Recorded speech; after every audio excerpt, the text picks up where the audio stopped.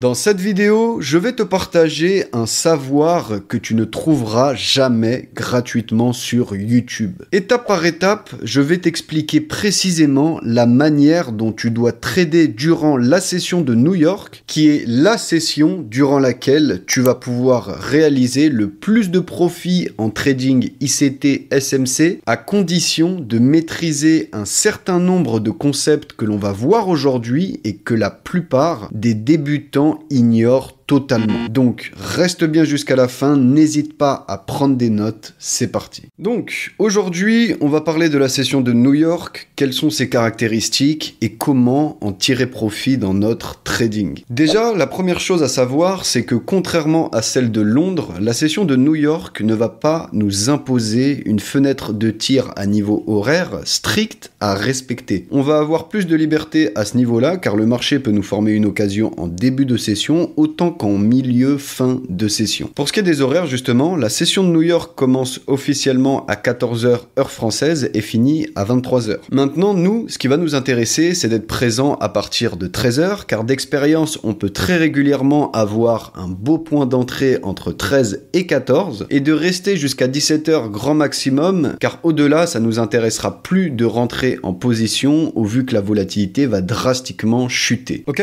Maintenant que les bases sont posées, on va pouvoir s'intéresser aux deux schématiques que va généralement former la session de New York, qui sont soit le New York Reversal ou la London Continuation. Alors, on va commencer par s'intéresser au New York Reversal. Donc, je vous ai fait des petits schémas comme d'habitude que voici. Le New York Reversal, c'est, comme son nom l'indique, un retournement de marché qui va avoir lieu durant la session de New York et qui va instaurer sur le marché le flux inverse qui était en vigueur durant la session de Londres. Donc, par exemple, un New York Reversal bullish, c'est lorsqu'on avait un flux baissier durant la session de Londres et que durant New York, désormais, on évolue dans un flux haussier. Et nous, ce que l'on va vouloir tout logiquement, c'est de réussir à repérer un New York Reversal lorsqu'il est en train de se produire dans le but de capitaliser dessus. Maintenant, pour ce faire, il va falloir évidemment que des caractéristiques soient validées. La première, c'est que le prix se situe dans une zone HTF legit, donc soit une zone H4, soit une zone M15. Ensuite, ce que l'on va vouloir, c'est que depuis cette zone, le prix nous crée un retournement d'order flow qui corresponde à la nature de cette dernière, donc soit un retournement d'order flow bullish si le prix est dans une zone de demande, ou soit un retournement d'order flow bearish si le prix est dans une zone de supply. Et donc, une fois qu'on aura eu ce retournement d'order flow, on aura désormais une zone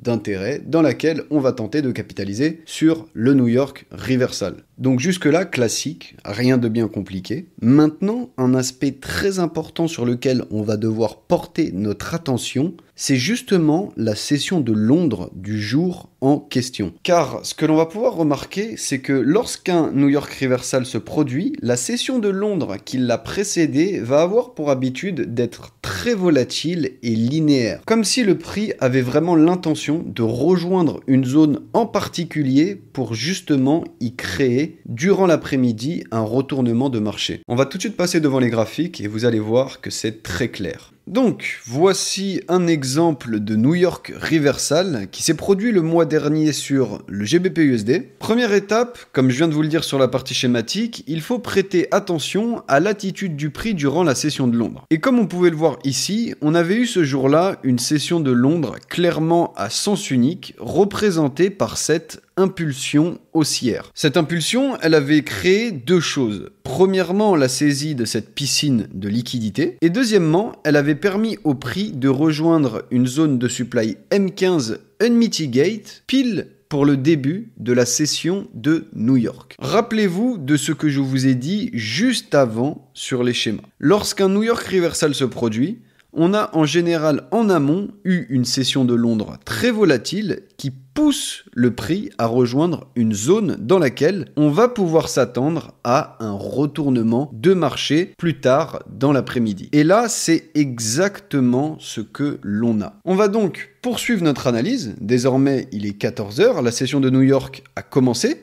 Le prix évolue dans notre zone de supply M15 et l'étape suivante pour qu'un New York Reversal se déclare, c'est qu'un retournement d'order flow bearish ait lieu. On va donc sélectionner la dernière zone de demande présente sur du M15 et attendre de voir la réaction que le prix aura à son contact. Ici, on voit que le prix la casse. On a donc notre retournement d'order flow bearish. Les choses deviennent intéressantes. On va sélectionner la zone à l'origine du retournement et attendre que le prix y revienne. On voit que le prix y revient, on passe maintenant désormais sur du 1 minute. Une fois sur du 1 minute, on va avoir l'occasion d'optimiser notre entrée en position et donc notre risk-reward en attendant une reconfirmation. Mais attention, ce n'est pas obligatoire du tout. Vous pouvez directement rentrer en position lorsque le prix atteint votre zone M15 sans attendre quoi que ce soit sur du 1 minute. L'inconvénient de cette méthode sera le fait que vous aurez donc un stop assez conséquent. Mais comme on va le voir ici, ce n'est pas forcément un problème car on a un RR de 3 tout à fait atteignable. Et l'avantage de cette méthode maintenant, c'est que vous êtes sûr au moins d'être dans le trade, contrairement à lorsque vous allez attendre une reconfirmation sur du 1 minute. Le prix pourrait très bien revenir dans votre zone M15 et partir directement sans vous donner justement cette reconfirmation. Et donc vous passez sous le nez si vous êtes là à attendre cette dernière. Maintenant, si vous souhaitez quand même attendre une reconfirmation, vous pouvez. Dans ce cas-là, il faudra tout simplement attendre un réalignement d'order flow M1, sélectionner pour ce fait donc la dernière zone de demande, attendre que le prix vienne s'y confronter. S'il la casse, on a bien notre réalignement d'order flow M1 bearish depuis notre zone de supply M15. On sélectionne l'entièreté de la zone qui est à l'origine de ce réalignement M1 en tant que zone de supply M1 et bien sûr en tant que zone d'intérêt. Et donc là, on aura une entrée optimisée avec un stop loss plus réduit, ok, et donc un risk reward qui sera plus conséquent ou alors tout simplement plus rapproché de votre point d'entrée. Ok, ici par exemple, on pourrait target amplement un RR de 5. Okay, qui tomberait pile poil dans le déséquilibre créé durant la session de long. Ok, donc peu importe, soit vous rentrez directement, soit vous attendez votre confirmation. Ici, on peut voir qu'au final, on est activé dans tous les cas et que directement, le New York Reversal se met en place. En prenant un peu de recul maintenant sur le price action, on peut voir qu'effectivement, à 15h45, on a bien eu notre New York Reversal qui s'est traduit par cette impulsion baissière. Très bien, on a eu un retracement en fin de soirée et la session asiatique s'est chargée de continuer le flux baissier mis en place sur le marché de par notre New York Reversal. Donc j'espère que c'est bien compris, c'est pas compliqué, il suffit de bien prêter attention au price action qu'il y a eu durant la session de Londres et après ça rejoint les grands principes de base, savoir correctement localiser le prix, les zones, attendre les confirmations nécessaires en termes d'order flow et rentrer en position si tout s'aligne pour nous. Voilà, donc on passe maintenant à la London Continuation. Petit aparté rapide avant de continuer la vidéo, n'oubliez pas de rejoindre mon canal Telegram, le lien est dans la description, vous n'avez qu'à cliquer dessus et vous serez directement redirigé sur le canal, donc n'hésitez pas, le lien est en description. On continue la vidéo. Alors, on passe maintenant à la London Continuation. Donc, encore une fois, comme son nom l'indique, la London Continuation, ça va être la continuation pendant New York du flux mis en place durant la session de Londres. Ce cas de figure, il est plus classique, si je puis dire, dans le sens où une London Continuation, qu'est-ce que c'est? Grosso modo, c'est lorsque on a une belle zone qui va se créer durant la session de Londres, par exemple entre 9 et 10 heures, que justement, on se prépare à rentrer durant la session de Londres directement dans cette zone, sauf que le prix, boum, il part tout seul. Ok, c'est des choses qui arrivent. Il part tout seul et arrivé à 11h, 11h30 lunchtime, lorsque la volatilité se tasse un peu, on commence à ranger et justement à créer des liquidités autour de la zone dans laquelle le prix n'est pas revenu et dans laquelle on attendait justement le retour du prix durant la session de Londres pour rentrer en position. Et lorsqu'il est 13h, 14h, 15h, le prix s'y repointe dans cette zone. D'accord? Donc le prix revient dans notre zone dans laquelle on voulait capitaliser sur une position durant la session de Londres, sauf que le prix n'y était pas revenu, il y revient désormais durant la session de New York. Et c'est à ce moment-là, du coup, qu'on va retenter le même coup, c'est-à-dire qu'on va retenter de capitaliser sur une position depuis cette zone, sauf que comme désormais le prix y revient dans la session d'après, dans la session de New York, on va pas pouvoir rentrer directement en position comme on aurait pu le faire durant la session de Londres. Il va falloir reconfirmer cette zone. C'est obligatoire dans ce cas-là, d'accord? C'est pas comme dans l'exemple du New York Reversal où, au vu que la reconfirmation tend plus à l'optimisation de notre point d'entrée qu'autre chose, elle est optionnelle. Là, c'est vraiment obligatoire. On n'a pas le choix. Ok? Donc, on va voir tout de suite un exemple sur les graphiques. Donc, nous voici face à un exemple de London Continuation. Je viens directement sur du minute parce que vous allez le voir, c'est beaucoup plus clair.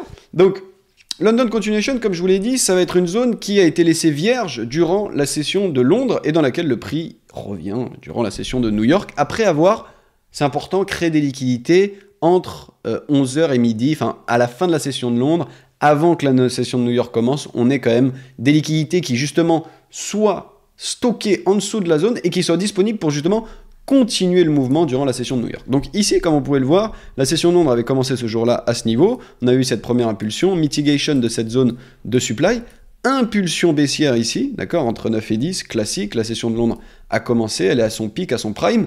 On a la cassure de ce plus bas, hop, plus bas de plus en plus bas, prise de liquidité. On revient quasiment mitigate cette zone et de nouveau, on lâche une grosse impulsion ici, pardon, qui vient casser ce plus bas et on crée un nouveau, d'accord? J'efface tout ça. C'est pour vous montrer qu'en fait, ici, on avait un très beau buy to sell. Okay, on avait une très belle zone ici, dans laquelle j'aurais pu très clairement rentrer en position directement sur du 1 minute ici, d'accord? Au retour du prix ici, après cette prise de liquidité. Bon, il était un peu trop tard ici, il était 10h33. Mais s'il y aurait eu cette schématique entre 9 et 10, au retour du prix, je serais volontiers rentré en position. D'accord? Fait est que, au vu de l'heure, au vu que le prix n'y est pas revenu, je ne suis pas rentré en position, d'accord? Mais cette zone reste une zone qui m'intéresse. On voit bien qu'elle est composée de beaucoup d'imbalance, qu'on a eu une forte impulsion baissière ici, qu'on est bien dans le flux baissier overall dans lequel évolue le marché. On voit que, après du coup 10h30, on a eu un gros ralentissement de prix. Ce gros ralentissement de prix, il est venu stocker énormément de liquidités aux alentours de ma zone, donc des liquidités disponibles à venir chercher pour le retour du prix dans la zone, ce qui va arriver, comme on va le voir, entre 13 et 14, donc parfaitement aux horaires convenus. Beaucoup de liquidités, justement aussi, comme je l'ai dit, pour soutenir le mouvement de continuation. Donc c'est très bien, on a piégé des gens avant de revenir dans une zone vierge qui a été laissée durant Londres, et on a des liquidités pour continuer le mouvement et continuer le flux mis en place durant la session de Londres. Okay?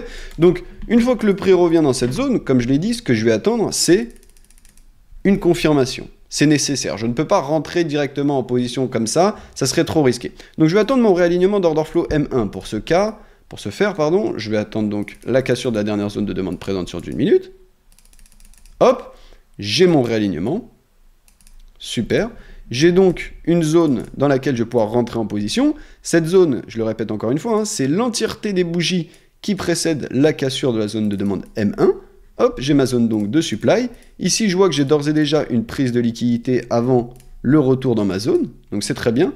Je peux me placer au retour du prix dans ma zone émettrice du réalignement d'order flow bearish et venir target un RA25. Ici, j'ai l'embarras du choix. Vous voyez, je pourrais même venir target ici. Dans la logique, je pourrais même venir target ces liquidités. Mais est-ce que c'est forcément nécessaire de venir target jusqu'à un RA28? Non, je vais me contenter d'un RA25. Et je parle personnellement, hein, vous faites ce que vous voulez. Moi, ici, je vais me contenter d'un RA25, ça me suffit amplement. Vous voyez, ici, hop, on est un peu à ce niveau-là, on est un peu au niveau du bas du range. Donc, ça veut dire que si le prix voudrait un peu faire chier, hein, très clairement, pardon du terme, et commencer à revenir avant de casser, au moins, je suis safe. Moi, j'ai pris mon TP, j'ai pris mon argent, et je suis out du trade. Donc, ici, comme on le voit, activation, et tout de suite, boum, on a ce gros mouvement baissier qui se met en place et qui vient target l'entièreté des liquidités générées durant le lunchtime. Maintenant, si on prend du recul sur le price action, on peut voir que la London Continuation a bien eu lieu. Nous, évidemment, on a capitalisé sur le début de cette dernière. Voilà, derrière, on est venu prendre les liquidités générées durant le lunchtime. Retracement après cette prise de liquidité classique, on vient mitigate cette zone de supply. Nouvelle impulsion, on casse, on crée un nouveau plus bas, nouveau retracement, nouvelle impulsion, etc. etc. D'accord? Donc, la London Continuation, c'est pas compliqué, comme j'ai dit, c'est un schéma plus classique, suffit de bien attendre les confirmations, de bien observer encore une fois comment s'est comporté le prix durant la session de Londres. Ça revient un peu à ce tic qu'on doit avoir toujours durant New York, de se dire comment finalement s'est comportée la session de Londres. Est-ce que le prix est en train de revenir dans une zone de la session de Londres qui m'intéresse pour pouvoir capitaliser sur une continuation, ou comme on l'a vu dans le New York Reversal, est-ce que la session de Londres a plus pousser le prix à rejoindre une zone dans laquelle je vais m'attendre à un retournement durant cette session de New York. Okay? Maintenant, ne vous inquiétez pas si vous prenez par exemple une perte dans votre zone de continuation. D'accord? C'est pas un drame. Okay? Ici, on pourrait avoir ce réalignement. venir tenter de capitaliser ici, tout logiquement, comme on l'a fait, et se faire sortir au final. Le plan est respecté, c'est pas une perte sur laquelle il faut vous blâmer, quoi. Pas grave, vous respectez votre plan, des fois vous allez être sorti, c'est tout à fait logique. Mais justement, restez à l'affût, parce que si vous êtes fait sortir ici, bah, ça veut pas dire que ça y est, le prix va forcément casser cette zone. Si derrière, vous avez un nouveau réalignement d'order flow bearish qui se reproduit à l'intérieur de cette zone après que vous soyez pris une première perte, évidemment qu'on re-rentre en position.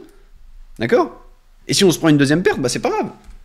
Mais la plupart du temps, si vous êtes pris une première perte ici, ok, si vous êtes pris une première perte ici, pardon, et que le marché recrée un réalignement d'order flow, bah cette fois-ci c'est la bonne. Alors est-ce que le prix va revenir dans votre zone et est-ce que vous allez pouvoir capitaliser dessus? Ça, bah, c'est le marché qui vous le dira. Mais n'ayez pas peur de re-rentrer en position si le marché invalide une première fois votre idée et qu'il la recrée par la suite. Il faut retenter de capitaliser sur votre idée. C'est pas tous les jours qu'on a des occasions, et c'est pas grave de se prendre une perte avant de prendre un gain. Voilà, faites-vous confiance, faites confiance en votre plan, et surtout quand ce dernier se forme face à vous, cliquez, n'hésitez pas, rentrez en position. Enfin bref, je pense avoir tout dit, cette vidéo touche à sa fin. Si elle vous a plu, comme d'habitude, n'oubliez pas de la liker, ça m'aide énormément, merci d'avance. Si vous avez des questions, n'hésitez pas à me les poser en commentaire, il n'y a pas de questions bêtes, je me ferai un plaisir de vous lire et de vous répondre, donc n'hésitez pas. Évidemment, n'hésitez pas à vous abonner à la chaîne non plus, si ce n'est pas encore fait pour ne rien rater du contenu qui va suivre ici même dans un futur proche. Les liens de mon canal Telegram et de mon Instagram sont dans la description. Sur ce, je vous souhaite une très bonne semaine et on se retrouve pour une nouvelle vidéo très bientôt. Allez, salut!